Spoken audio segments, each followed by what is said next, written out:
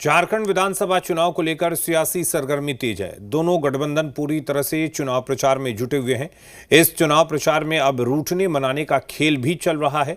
दरअसल दोनों गठबंधनों को बागी खिलाड़ियों ने टेंशन दे दी है और सबसे ज्यादा टेंशन बीजेपी को हो रही है। इसलिए बीजेपी ने अपने नाराज नेताओं को मनाने की कवायद शुरू कर दी है। हेमंता ने इसकी कमान संभाली हुई है। कई नेताओं को मनाने में वो कामयाब भी हो चुके हैं। हालांकि कुछ नेता ऐसे भी हैं जो अभी तक नहीं माने हैं और दूसरी पार्टियों में शामिल हो गए हैं। बगावत की आग को बुझाने में जुटी बीजेपी। रूठे को मनाने के लिए हेमंता की प्लानिंग। बागी को सेटल करने का ऑफर करेगा काम।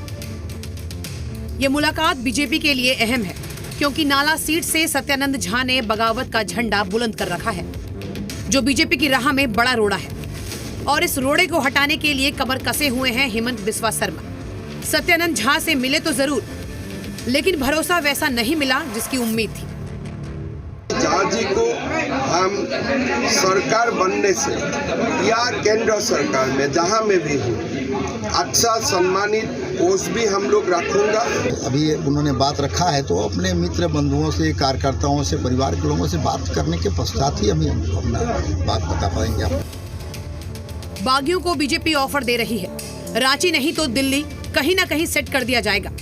लेकिन क्या ये ऑफर काम कर रहा है या बागी अपने सियासी भविष्य को देख रहे हैं?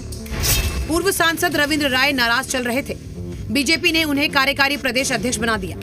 अब वो चुनाव प्रचार में जुटे हैं। कोटका विधानसभा सीट से 3 बार की विधायक मेनका सरदार को टिकट नहीं मिला तो उन्होंने बीजेपी से इस्तीफा दे दिया। नाला सीट चुनाव लड़ना चाहते थे सत्यानंद झा बाटुल, लेकिन टिकट नहीं मिला तो निर्दलीय मैदान में उतर गए।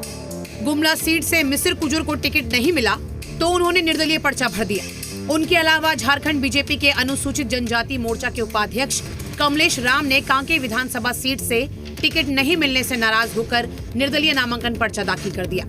हालांकि बीजेपी उन्हें मनाने में कामयाब हो गई और ऐसे नामों की फहरिस्त बीजेपी में लंबी है और ये बात बीजेपी भी मानती है। हमारे परिवार के सदस्य किसी कारण से उन्हें परेशानी होती है या नॉमिनेशन कर देते हैं या वो नाराज हो जाते हैं पार्टी के नेतृत्व से, तो परिवार के मुखिया और परिवार के सदस्यों का ये कर्तव्य होता है कि वो उनकी समस्याओं को सुने और उन्हें वापस अपने परिवार में जोड़े। देखिए, हमारे यहाँ कोई रूठा हुआ नहीं है। सब एक सुर में, एक मत में इंडिया गठबंधन के साथ हैं और हेमंत सोरेन जी के साथ। लेकिन क्या बगावत की आग से सिर्फ बीजेपी ही जूझ रही है या फिर इंडिया ब्लॉक में भी टेंशन है? लेकिन महागठबंधन के जो प्रत्याशी हैं वो मजबूत हैं। उनको बागियों से कोई अंतर नहीं पड़ता। सिंबल चुनाव लड़ रहा है।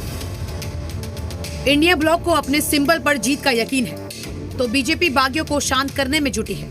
सफलता तो मिली है, लेकिन इतनी भी नहीं कि राह आसान हो जाए। रांची से धीरज ठाकुर के साथ ब्यूरो रिपोर्ट, जी मीडिया।